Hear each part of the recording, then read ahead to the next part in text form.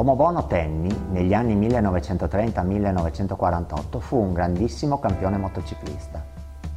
Trasferitosi con la famiglia a Treviso in giovanissima età, fece il suo apprendistato in un negozio di motociclette, dove partì la sua grande passione. A 19 anni aprì una sua officina e nel 1924 vinse la sua prima gara a Postumia.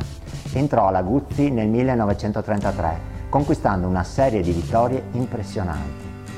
Forse la più famosa è da considerare la conquista del Tourist Trophy, la più micidiale e massacrante corsa per motociclette che si svolge tuttora nell'isola di Man. Tenni si aggiudicò la vittoria assoluta in sella a una Guzzi 250 PES, primo pilota non inglese, con moto non inglese, a conquistare questa vittoria.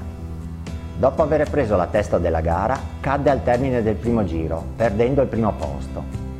Si rialzò, lanciandosi in una rimonta forsennata e riconquistando il comando al quarto giro, riprendendo e riconquistando nuovamente la leadership al settimo giro per cambio della candela. Nonostante tutto inflisse più di mezzo minuto al secondo arrivato, il campionissimo inglese Stanley Woods, e 4 minuti al terzo.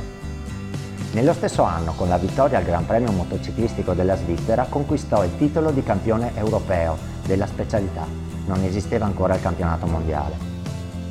Tenni fece qualche apparizione anche al volante di automobili, come alla 1000 miglia del 1936, dove vinse con la categoria sport fino a 1500 cm3 con una Maserati, oltre al Gran Premio di Monte Carlo e al Gran Premio del Nürburgring, dove segnò anche il giro più veloce.